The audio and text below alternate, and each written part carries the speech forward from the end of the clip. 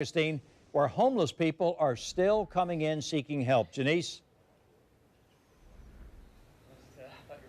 That's right. The St. Francis House feeds 5,000 people a month.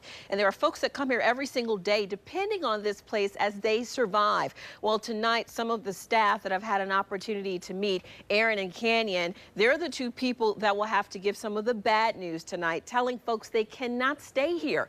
But they still have plenty of things they can give to help to folks over the night. For instance, they have toothpaste and toothbrushes, plenty of food, and for the kids, even maybe some bubbles that might make them smile. But tonight, I found out from the executive director that it is devastating because it may take weeks before they can reopen the shelter here at St. Francis House.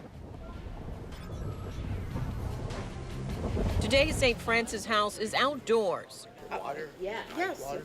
Passing out water and bag lunches, a devastating reality for the 800 homeless in St. Augustine and this shelter's director. 75% of our homeless population in this county are already unsheltered. So if they were living in the woods, if they had a camp somewhere, that's really destroyed.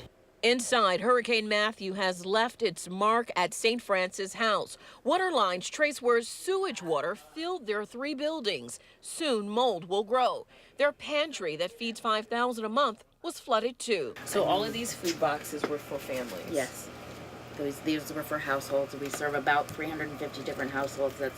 Dombowski says 75% of the food must be thrown away. These are the lines.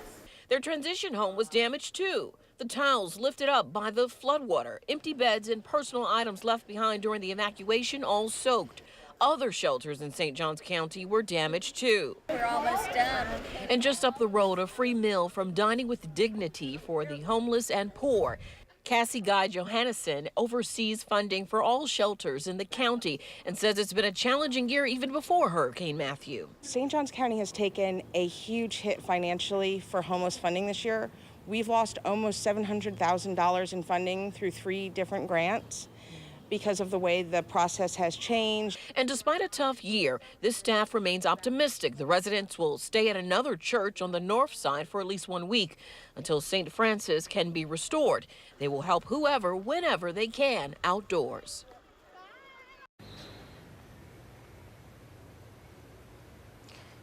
And again, you can really see their commitment because they've literally brought all of the food that they can still use outside. And folks have been coming throughout the night to receive that help. If you would like to help, visit our website, news4jax.com. We have a link there for you to find out more about St. Francis House. St. Augustine, Janice Harris, Channel 4, the local station. We begin with Janice Harris, who is staying on top of the power restoration effort. Janice, is it safe to say crews are inching toward their goal of getting everyone's lights back on? You know what? It might be inch by inch, but they're getting there. We're in Arlington right now. As you just mentioned, customers upset about their power not being on. But behind me, this is a situation where they literally lost the entire electrical pole. So when the storm came through, when Hurricane Matthew came through, they had to basically go ahead and rip that entire pole out because it had been pulled down by a tree. They then drilled a new hole since we've been here, and they're now putting new posts inside of the ground right now to then connect that to the unit to then get power back. But this is a process that has to happen first before they can ever even put power on. But earlier today, we were in Madrid, and folks were extremely upset about what was happening because they said they were running out of time waiting for power to be put on.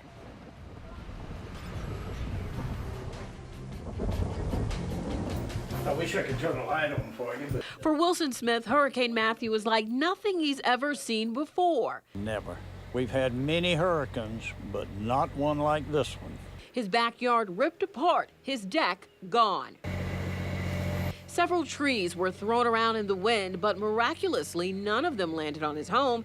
He and his family have used this case of bottles as their water supply. However, after 4 days of waiting for power and a broken generator, waiting has taken its toll. This is the 4th day without power, and it is getting old. Fortunately, the weather has, gotten cooler, so we were able to sleep fairly comfortably with no air, no heat, no whatever. But it's time to go next door and use somebody else's shower. A tone that many residents have taken. JEA originally announced online that power would be restored to customers at 11:59 p.m. Monday, but that deadline passed with thousands of customers sitting in the dark. JEA says it was a mistake. If you live in a house and let's say you came on for just a minute or two, the system thinks that you have been restored. And so that's why we had people getting these calls. Moving forward, the utility company says it will improve the system. Another challenge, the debris and power poles that have to be replaced. The trees and the lines that are down have been very, very significant. As crews work into the evening, despite the delay in power, Wilson is grateful. You know, I'm still blessed, even though we've had so much damage to the property.